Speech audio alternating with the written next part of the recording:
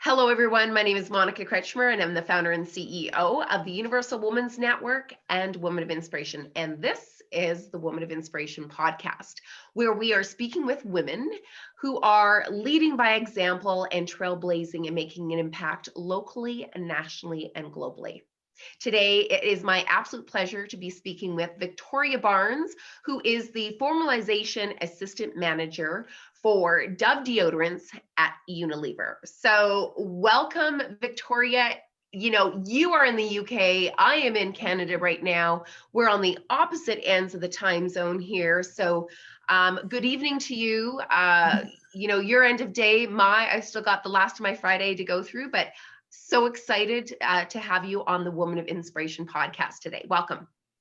Thank you so much, Monica. It's wonderful to be here. Thank you so much for inviting me to be part of it. Well, you're very welcome. I was very inspired by your interview that I had seen, and I thought, she's a remarkable woman with a great message. And so I was excited to reach out and connect with you because when we look at a book, we have no idea what the chapters in the book look like. And so I want to sort of elevate and talk about your beautiful gifts that you have, and talk a little bit about what you do as in your role as a Formulation Assistant Manager for Dove Deodorant. Now, what does that look like to the person that, I pulled out my Dove to you and I said, is it the clinical protection, the one that I carry on my, when I'm sitting here doing my interviews. Yeah. But do you formulate that? Like, you're part of that team that actually puts that together. That's mind blowing. So love to hear about that. Okay, brilliant. So I am a Formulation Assistant Manager and I've worked at Unilever, always on the Dove brand it's getting on for 10 years now. So I started in 2011. I have a background in chemistry. So I have a master's degree in chemistry and I started working at Unilever almost right away after graduating. I fell into the job by accident, really. I needed a job and it was close to where my mum was living. And I thought, this is a great opportunity. Let's see what this big corporation is about. And I'm still there 10 years later. So I think that says quite a lot. I started as a formulation chemist. So my day-to-day job was being in the lab and coming up with the formulations that you find in your Dove products. I've always worked on deodorants because the Deodorants Global Research and Development Centre is based in Leeds in the UK, and I live around that area. So I've always worked on deodorants and I've always worked on the Dove brand.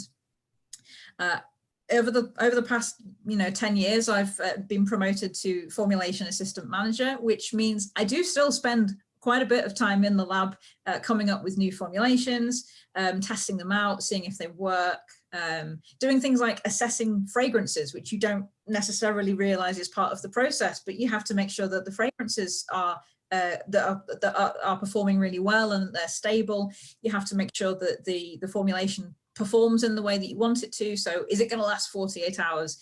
Is it going to look great, in the year that a consumer might have it on their shelf? Is it going to leak? You've got to check all of these things, but you've also got to check things like, is it compliant with local regulations? Are we going to infringe on anybody's patents? Are there any patent opportunities for us? And then there's the whole project management side of it that I get involved in as well. So I've got to be able to do risk assessments for all the different things that might go wrong when we're formulating these new products, because we launch these in their millions around the world. There's all kinds of complications that can arise, and you've got to be able to think ahead and figure out what might go wrong, but also how likely is it to go wrong and what can we do about it if it does go wrong. So we spend quite a lot of time doing that. We work really closely with the marketing team who come up with the really beautiful stories. They design the front of the pack. They come up with the new ideas of how they're going to sell the products, and then we come up with a scientific, technical solution for how to make that happen for the consumer. Wow, there's so many layers to that. Yeah. So really, entrepreneur comes to mind. Right? So you're within this large global company. I mean, Unilever, everybody knows Unilever. How many employees globally? Oh, heck. Now you're asking. Something like 70,000, something like that. 70,000. Yes. Yeah, massive. And so Massive. all these, you know, I'm always going to think of you when I go to the and get more of this Hmm. because I have it all the time. And it's really exciting for me to actually speak to somebody that actually makes that product happen. Like, I think it's such a really, I'm so intrigued by that whole process of it. And with what you have just shared, all the many layers of thoughts and planning and strategic testing and outlooking, like that's remarkable. So, what's your favorite part of the job? Ooh, my favorite part of the job. I mean, this is a cliche, but it's all the people that I get to work with. I get to work with people from all different backgrounds, different disciplines. We're not limited to just working with technical, scientific people. I get to work with people in the marketing team who have MBAs and things like that. And I get to work with people from all around the world.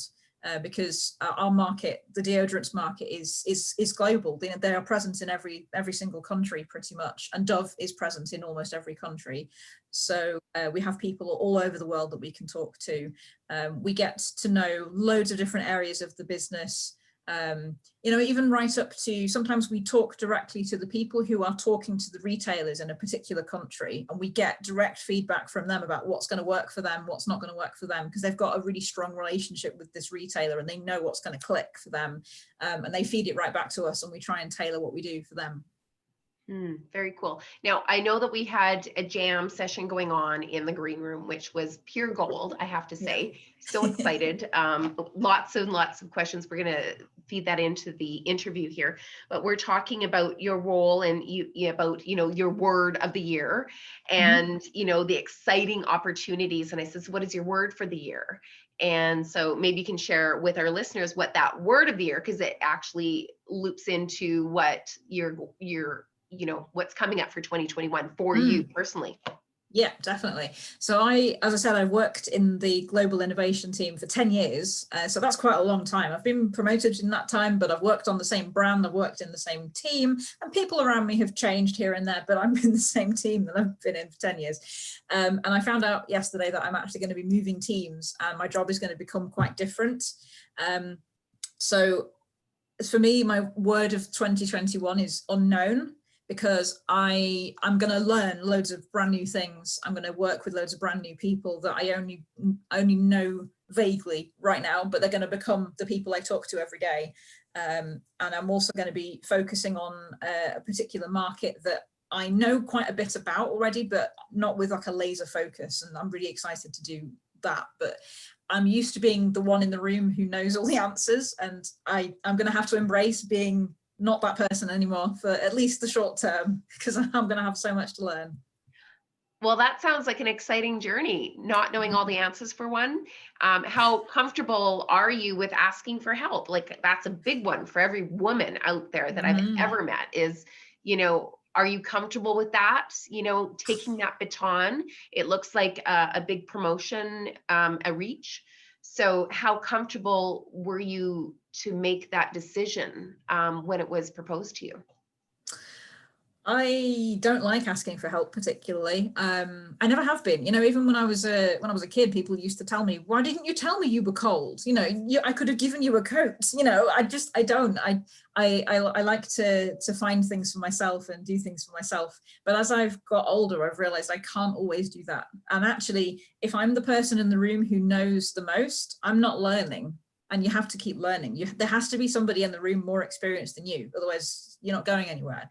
So I'm going to try and embrace it, but I do find it really scary not knowing the answers and having to ask for help. But I'm gonna have to learn. I've learned. I'm not starting from zero, but it's something that I'm going to have to do a lot of this year. And that is pure gold. That is true. If you're the person that holds all the answers, where's your personal growth?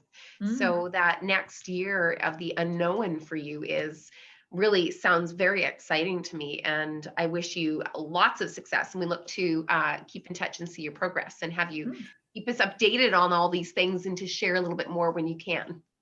I will. Thank you. So so I wanted to talk about, let's talk about the support. Unilever is one of the largest brands in the world. leading with diversity and inclusion. And in the green room, we had a little chat, and I said, okay, I have a quote from Ellen, your CEO at Unilever, is empowering women and girls, and this is the single greatest unlock for social and economic development.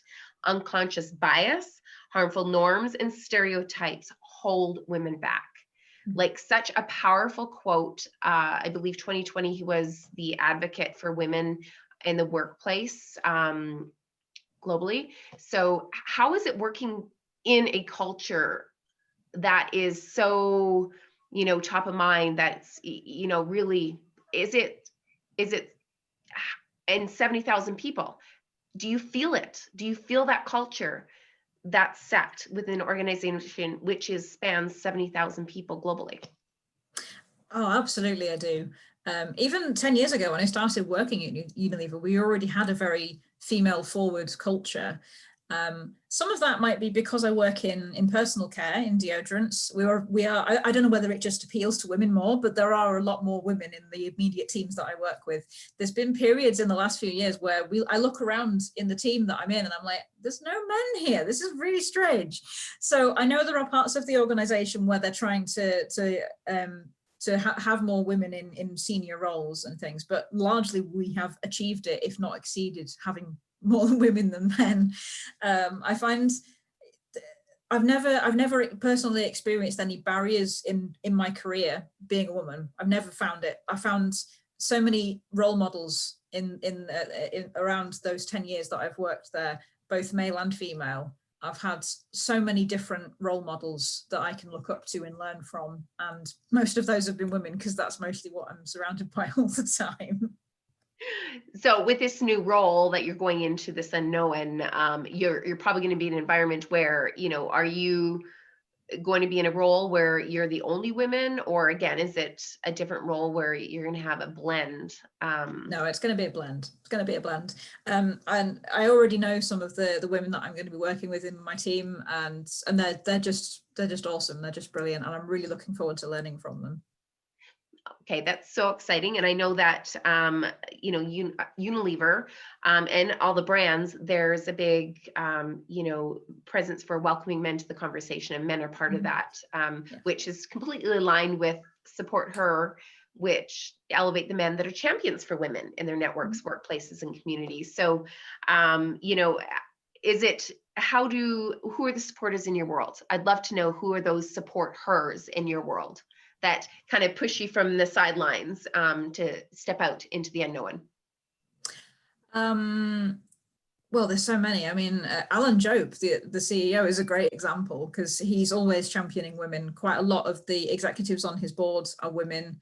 And it sounds strange to say that, because it's like, well, of course, they make up half of the population of the world. So of course, but actually that's a fairly new thing, is to have so many women at such senior place in the company. So that really inspires me. But most of the managers and the directors in my team that I work with, they're women too. But the men that I work with, I found, because they are surrounded by women all the time, it's second nature to them that, of course, we are equals, and we are all we're there to support each other regardless of who we are. So I don't know.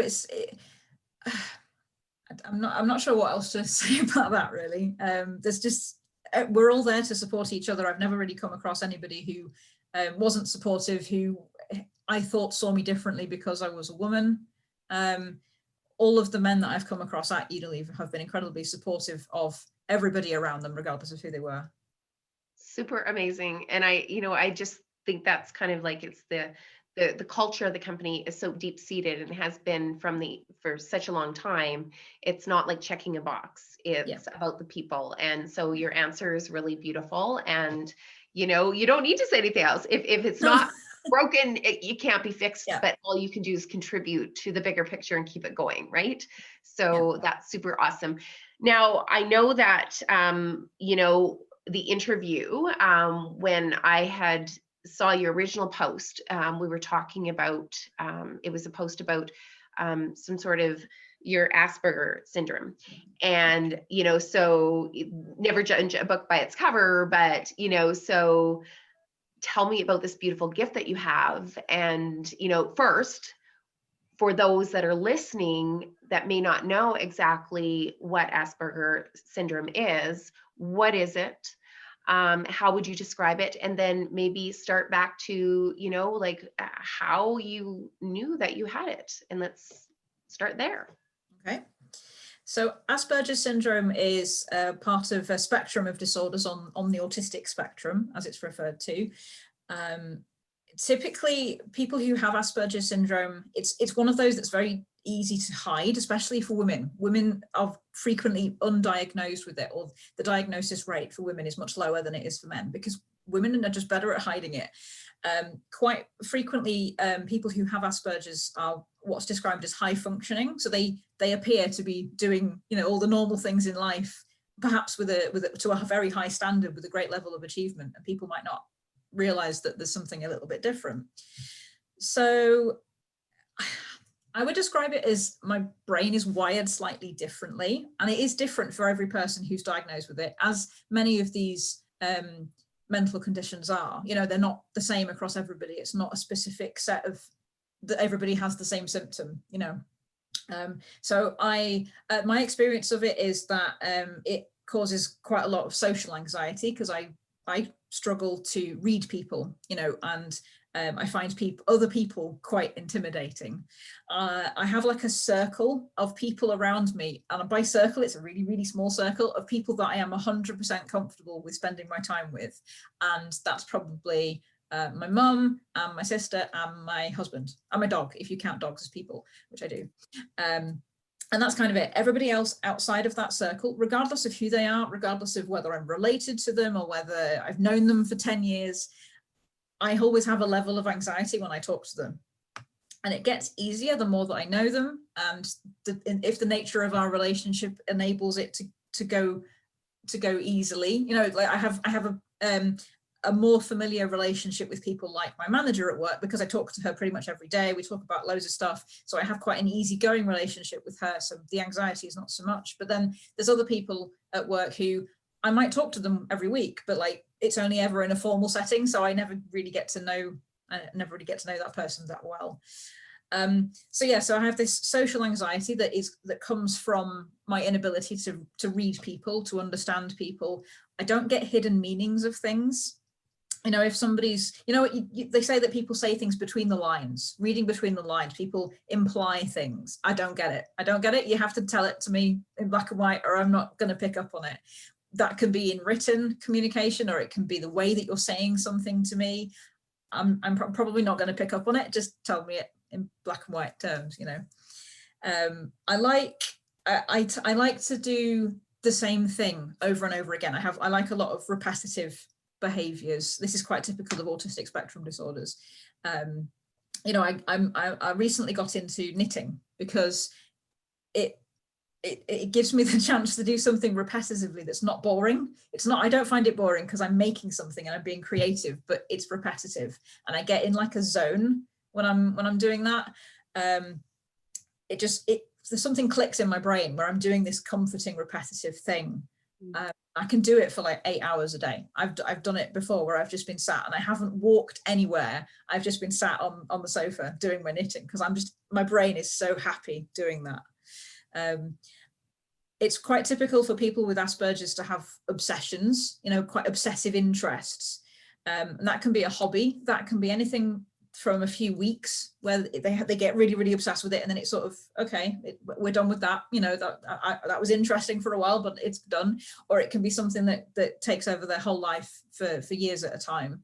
So for me, when I was a kid, I fell in love with ballet, and I was completely obsessed with it. Not that I was any good, but I went to class for hours a week. And when I wasn't at class and I wasn't at school, I'd be at home. I'd put music on. I love classical music, and I'd put music on and I would just dance.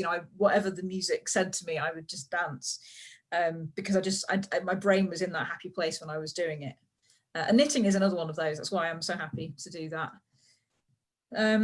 I was diagnosed with it when I was younger than I can remember.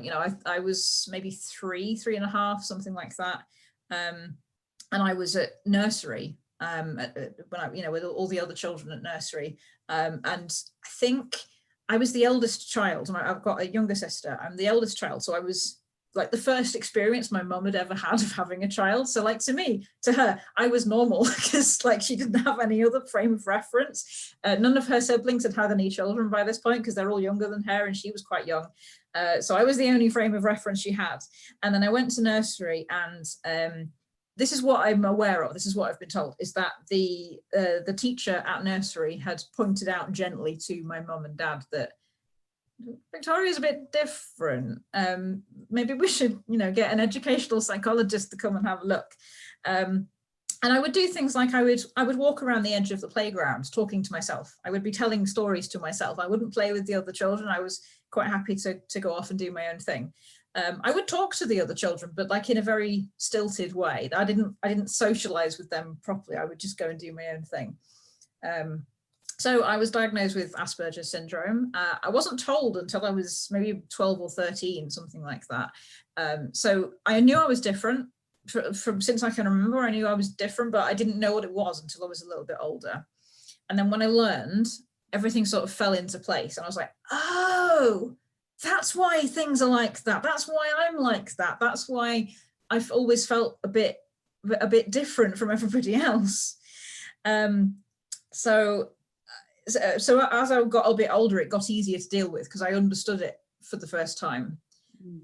Not to say I would have understood it any better if I'd learned when I was very young. Maybe it took me being a teenager to fully understand it and to start to embrace it. But yes, it meant I was, not that I didn't have friends, but like I just didn't click socially with people in quite the same way that people normally do.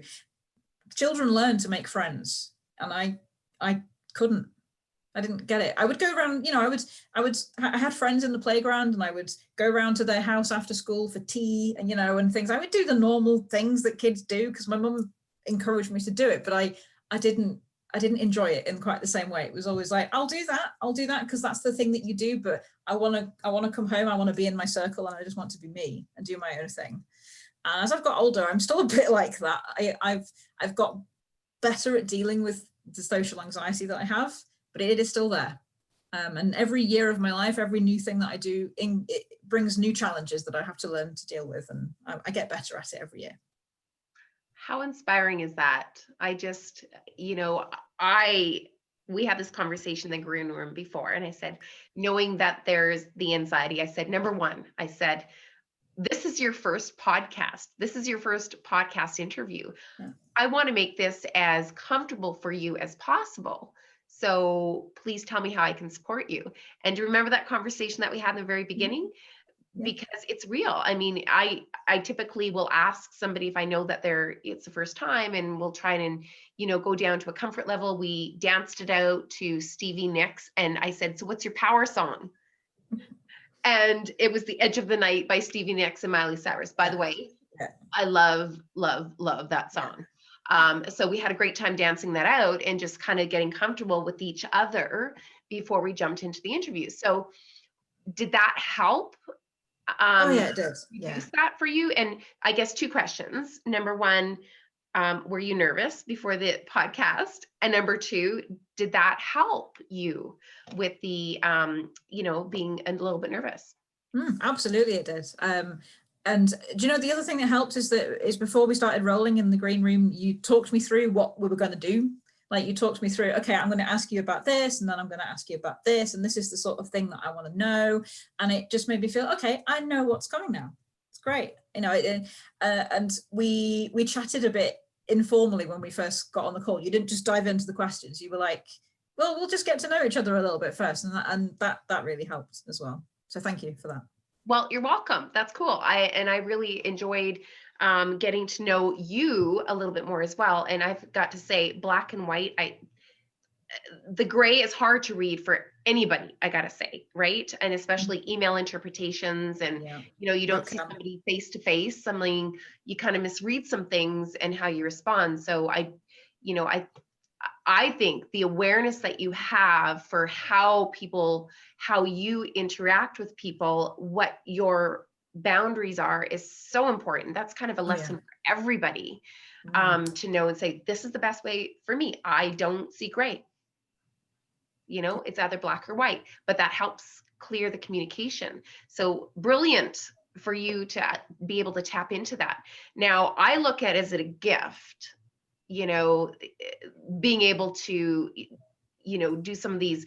I mean, a master's in chemistry, like, I got to say, that was my worst subject. That's not how my brain functions at all. Like, I just am like in awe of that. Has it always been a gift to you, or what have been some of the challenges, like, when you're growing up? I would love to learn about that. Well, I've had different challenges at different areas at different times of my life. I would say when I was a kid, it was simply feeling different from the other kids, because you are made to feel different if you are different. Kids are very good at pointing it out if you're a bit different from them. And I had friends. I wouldn't have described myself as lonely. I didn't have this need to be social anyway. So even if I was in the playground on my own, I was quite happy doing that. So I wasn't lonely, but I did get bullied quite a lot because the kids would like to point out that I was different. And I remember at one point I was actually told by one of my teachers, well, if you didn't act so weird, then they wouldn't bully you. I was like, yeah, I know. I would hope teachers have got a bit better at dealing with that. I'm just totally shocked. Yeah. I guess, and when I look back on it, I probably didn't help myself, but also why would I have had to? I was like 9 or 10 when she made that comment to me.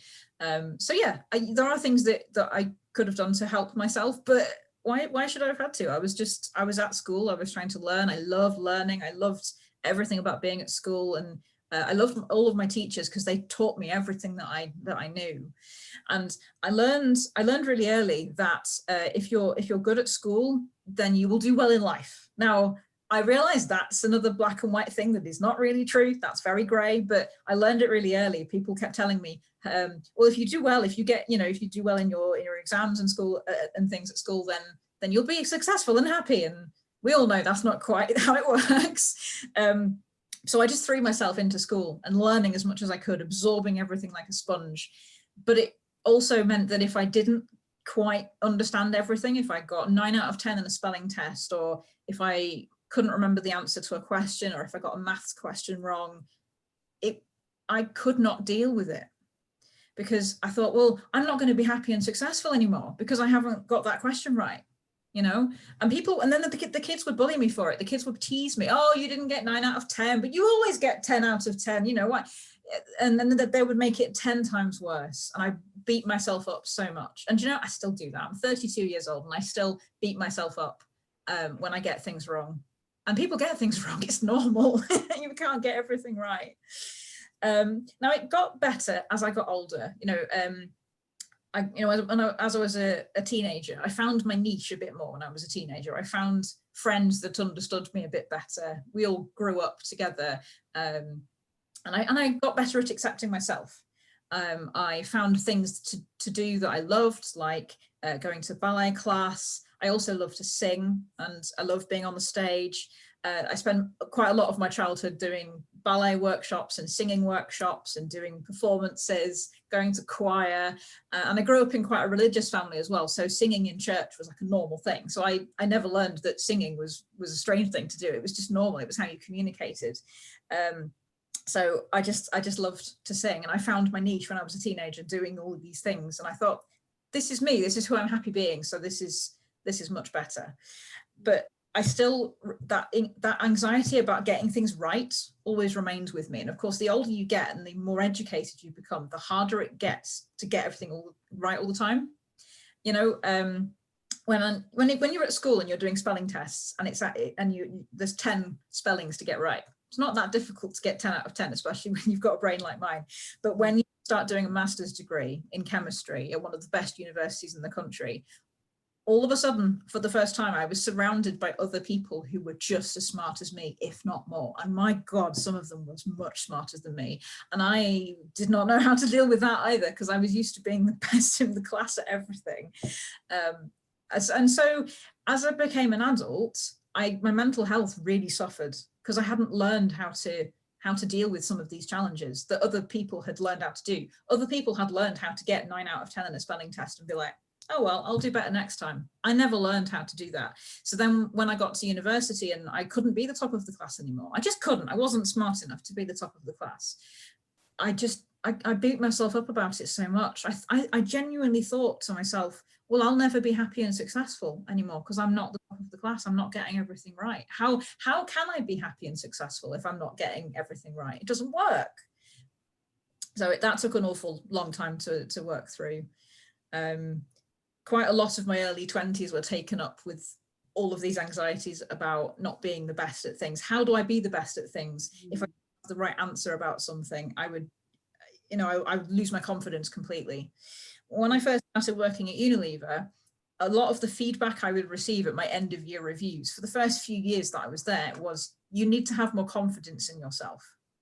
Because they were like, you are good at this job. You know, nobody was telling me I was bad at it, because I was, people said, you are good at this job. You're learning quickly. You're clearly suited for this job that you're doing. You've got loads of skills to bring to the table. You need to have more confidence in yourself. Because I'd forgotten where that confidence came from. You know, because I was in an environment where I was learning all the time, and I was surrounded by people who knew more than me, and that wasn't my comfort zone at all. So I had to learn that, and I've come through the other side of that. I think now I have got confidence in myself. I've learned where to find it. It was always there. I just had to learn to find it. That has not come with becoming more experienced or just getting more practice in or just learning more stuff. That's not come from there. Finding my self-confidence has come from practice, being honest with myself, being kind to myself. That's where my self-confidence has come from. And would you also say that the confidence has come from I'm going to use the word failure, even though it's not failure, but not a failure, when you fall down or when you don't achieve what you set out to achieve, whether that's, 9 out of 10, when you wanted a 10 out of 10, you may call that failure. However, most eyes, everybody be like so happy to get the 9 out of 10 anytime, right? So it's just what your definition of success is and where you are to achieve that. If you haven't achieved that level of success, that would be considered a failure. But the lesson is that you built confidence. Would you say that? Yeah, absolutely. Definitely. Yeah, I would say it's a cliche, but I've learned from my failures. I've learned how to fail, or I'm getting better at learning how to fail. And I'm not quite there yet. I've got quite a few decades of my career left to go to really learn how to do that. But every time something hasn't gone quite my way, I've got better at looking at it objectively and going, well, what was it that didn't go quite right? Well, the first question is, why do I think it didn't go right? Because sometimes I'm my worst critic, and actually that did go really well, even though that wasn't how it felt to start with. But I've just got to look at it in a slightly different way. And then I can ask myself, okay, what did I learn from that? What could I have done differently? Not in a harsh way, not like beating myself up about it, but objectively. If I was to go through that situation again, what would I have done differently to do it a bit better? And that's where my confidence has come from, is using all of these experiences as a way to learn and to grow, rather than just another way to beat myself up. Well said. I think you're very in touch with everything that you have, like all your tools. Your tools, your toolbox. Yeah. And when something's off, then you're like, a self-assessment is like part of the process that you do naturally to keep yourself in check. And I know that we were, talking about, kind of some of these areas that you love to talk about. And you were talking about, if somebody seems off to you and you don't know why they're off, what are the reasoning? So maybe I'll get you to dive into a little bit about that, because, I think that's going to be really important for 2021 moving forward. We're coming out of a pandemic. We're praying, for this kickstart and this wonderful 2021, but everybody's still in that ocean together, but we're on different levels. And so you never really know where somebody is at, how they're feeling. So maybe I'll get you to share, your thoughts on that for us.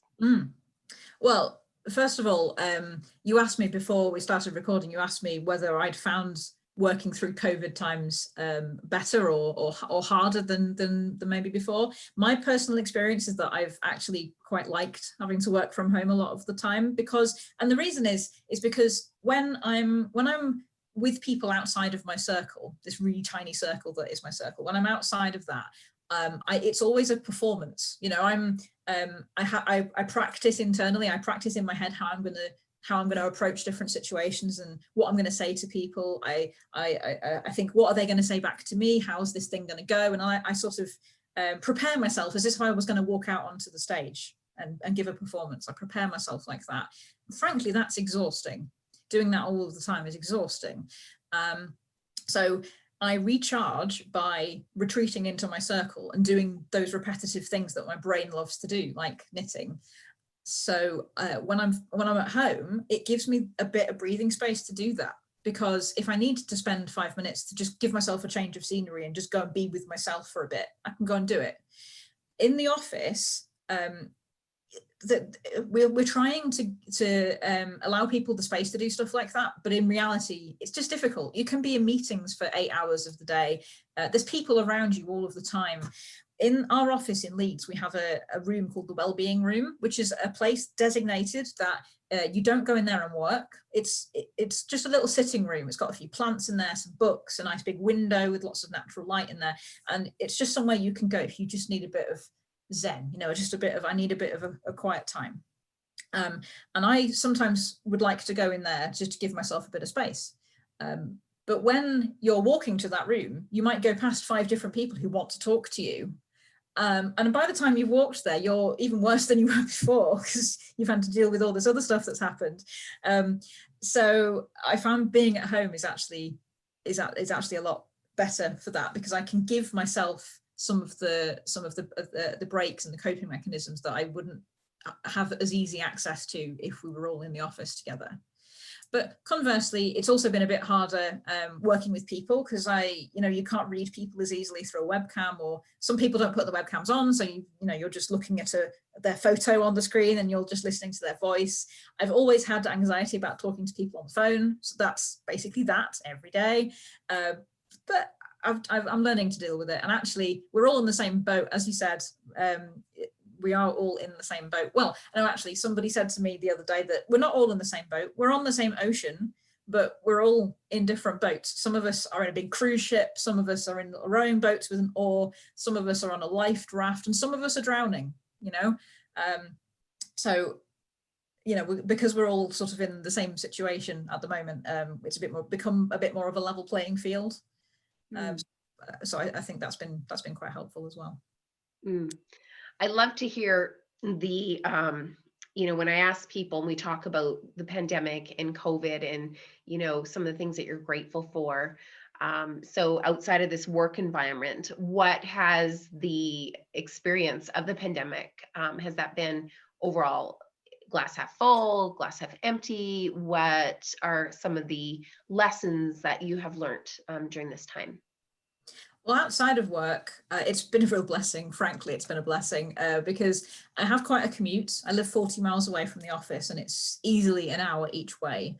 And 5 days a week, that was really taking it out of me. And it wasn't until I stopped doing that I realized quite how much it was taking it out of me. That's 2 hours of every weekday, not just time, but just the energy of driving, because I driving an hour each way, that lost time that I can put podcasts and audiobooks and things on, I can put music on and I can sing while I'm driving, but it is kind of lost time.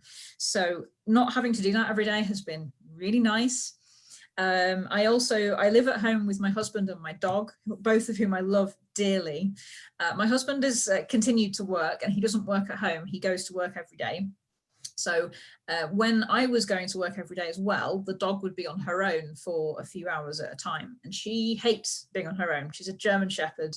She gets very, very anxious if there's nobody in the house, because she likes to keep us safe. She likes to keep her pack safe and all together. And when we're not here, she's like, I don't know what you're doing. I don't know if you're safe. I don't know if you're meeting strange dogs. What are you doing? So she gets really anxious. But because I've been working from home quite a lot of the time. Maybe one day a week I go into the lab, but the rest of the time I'm at home. She is the happiest dog imaginable because I'm here all the time. So I've noticed she's become a lot calmer because I've been at home all the time. I'm quite lucky that I don't have children or elderly relatives or anything to look after during this time, because I know I've got colleagues and friends who've had a much harder time of it, and I know how grateful I am. I'm grateful every day for the situation that I'm in. I have a lovely house that I live in. I've got lots of quiet spaces here to work. We've got really good internet. I've got technology around me to enable me to do my job, and I know that's not the case for everybody. But yes, I've been really blessed. Also, as I was mentioning to you in the green room, I've been training to run 5K. And I wouldn't have been able to do that if I was driving to the office every day. I just wouldn't. There wouldn't be time. I used to go to the gym, and I used to go to ballet class a few years ago. After work, I would go. And then when we got the dog, I couldn't do that anymore because I had to literally leave the office on time and then come home so I could look after her. So I just lost all of that. But now, because I've got suddenly 2 hours back in the day, I thought, well, I can use some of that time to get fit, to do something about my fitness. So I've used some of that time to do that as well, which has been great. And I hear today you had a personal best. I did. Thank you. Yeah. I don't normally go for a run at lunchtime, but I decided to go at lunchtime today, mostly because it's been so cold and frosty recently around here that going in the morning before work isn't really an option because it's too cold and too dangerous out there. So I decided to go at lunchtime, and I smashed it.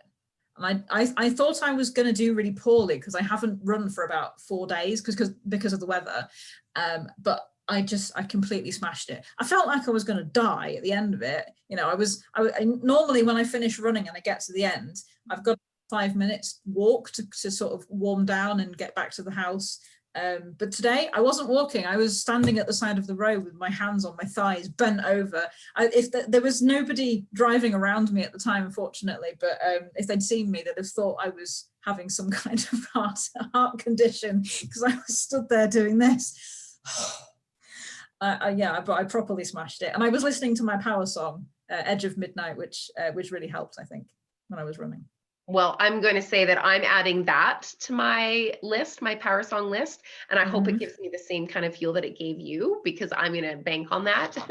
Yeah. I'm not running yet. I'm now easing back into the walks, as we talked about. I used to run, but I haven't run in such a long time that it's like baby steps to get up to that now, right? Especially, during the pandemic when you haven't been as physically active as you normally would have. So very cool. So other than running, for our listeners, you've accomplished so much. What accomplishment are you most proud of? What accomplishment am I most proud of? That's a good question. It depends on what scale you mean, because I've made cakes that are like an achievement and I'm proud of them. I've got pieces of knitting that are achievements and I'm very proud of them. I'm also proud of the achievement of getting my mental health back, because that has taken me years to figure out my place in the world and get myself to a healthy place. So that is an achievement as well. I participated in a singing workshop must have been about 5 years ago, where I've sung all my life, but I always get nervous singing in front of other people. I've always done it in groups and things. And this workshop, the idea of it was you went with 2 songs that you wanted to sing in front of other people, and you were coached by a theatre professional over the course of the weekend. And at the end of the weekend, you would stand on a stage in a hotel with an audience in front of you, and you would sing both of your songs. And I was very proud of myself that I managed to smash that. And I loved it. I absolutely loved that experience. And it really helped me to get rid of some of my nerves about singing in front of people, because I love doing it so much now. So if you were to be invited, per se, to another jam session that I might have an opportunity for you to sing, because we also have some young women within our organization that are rock stars, and singer-songwriters, prolific. So maybe I'll just invite you and you can do the jam session with them. They would probably be over the moon if you're comfortable with it.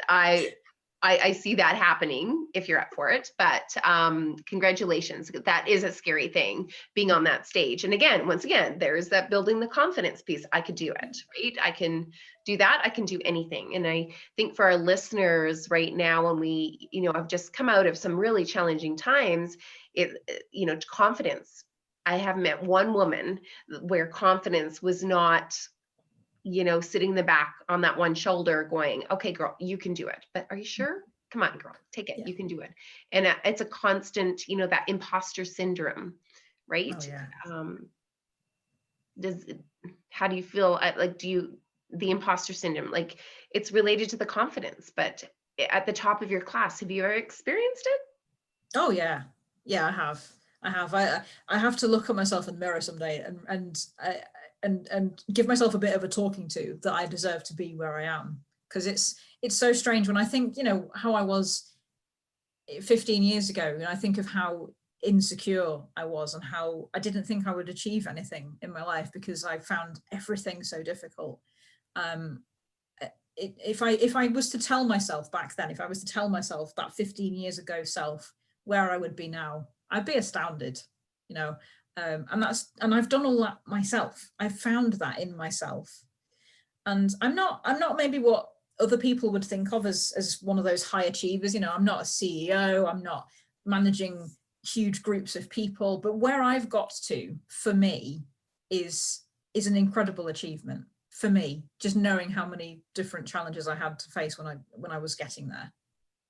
Incredible. Well, I can tell you that the listeners and those that are viewing and the video, but on our podcast, are going to be completely inspired by you, and they're going to be running their own game, listening to the podcast and high-fiving you, and then going to download that song and thinking about all of these words of wisdom that you've shared.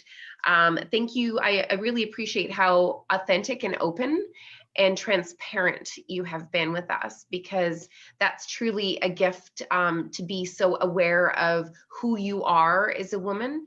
And I said that we'd sort of wrap up this beautiful podcast by, having you share your definition of a woman of inspiration. So for our listeners, what is a woman of inspiration to you, Victoria? Well, I will say this: I've never met a woman who I didn't learn something from.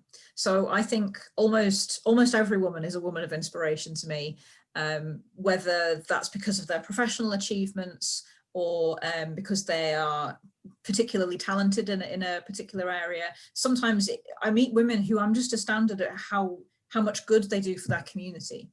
They might not have a big high-flying career, but they love their kids so much and they give their kids such a good life. And I know I couldn't do that, but I find that inspiring because there's so much that I can learn from that particular person. I love looking at my mum and learning from my mum. I find her such an inspirational person, and she will be listening to this going, what do you mean? Why do you find me inspirational? I'm not an inspirational person. She is. Mom, if you're listening, you are a really inspiring person, because she faced so much adversity in her life, and she's overcome so much and sacrificed so much so that myself and my sister can have the lives that we have. Yes, even at work, most of the managers that I work with are women, and I am inspired by every single one of them. Often, sometimes when I have end of year reviews with my line manager, I'll be asked, is there a particular person who you want to aspire to be like? Because that's their way of getting me to articulate what I want to learn to get to where I want to be. And I struggle to pinpoint one person. There's something about everybody that I work with that I find really inspirational. There you go. Those are beautiful answers. And I have to say, Mom, if you are listening, you should be extremely proud. You did a remarkable job. Thank you for the gift of, raising Victoria to be such a confident, stellar advocate and woman. I think that's so important.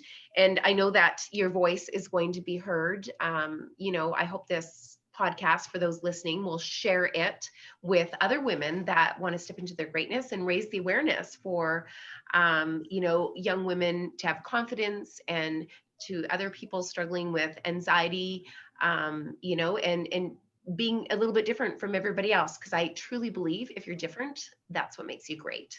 Like, I love to embrace that difference that we each have and that we bring to the table. And to the bullies, don't, like, just don't, right? Just There's no don't. room for bullying anymore. Kindness, No, kindness no. always wins. Kindness always. Kindness always.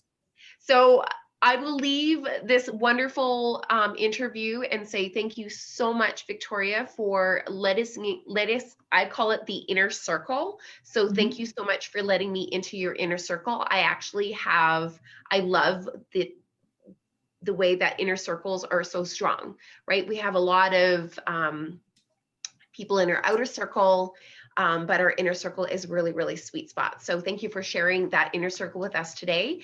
And I will just leave with seeing if there's anything that you would love to share, any words of wisdom with our listeners today. Ooh, words of wisdom. About knitting, maybe, because I love talking about knitting. If you get me talking about that, I won't shut up. No. Words of wisdom. Everything that you need is within you. You've just got to find it. I think whether, I think self-improvement or getting to a better place in your life, you've got to be the one that goes out and finds it. People can help you. Please ask for help, because I'm terrible at that. Please ask for help from people. Be inspired by people. But you're the one who has to make the change. You're the one who has to do things differently. There's a great quote that people attribute to Einstein. I'm not sure whether this is actually Einstein, but they say that doing insanity is doing the same thing over and over again and expecting different results. Look at your life like that. If something is not going quite right for you, you've got to change something up. Might be something little, but you've got to change something up, and that's going to come from you. Well, beautiful, beautiful way to end. Great words of wisdom. And I wish you nothing but success into 2021, into the unknown, and embracing those unknown opportunities, which are so exciting.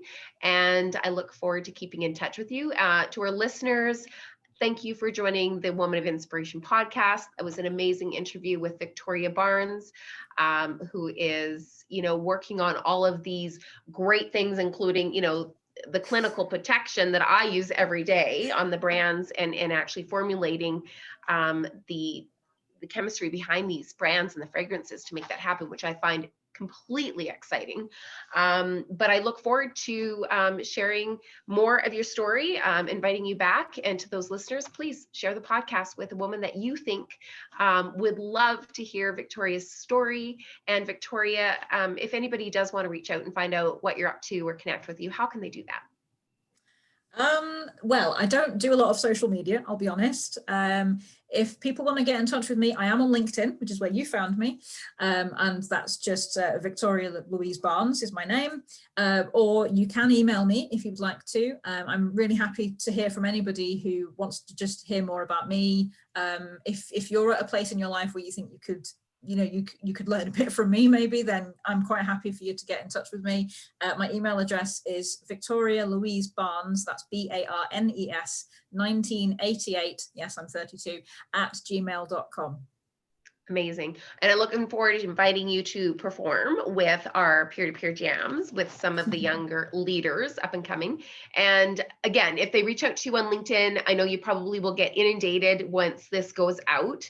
But for the listeners, maybe put in their Woman of Inspiration podcast interview.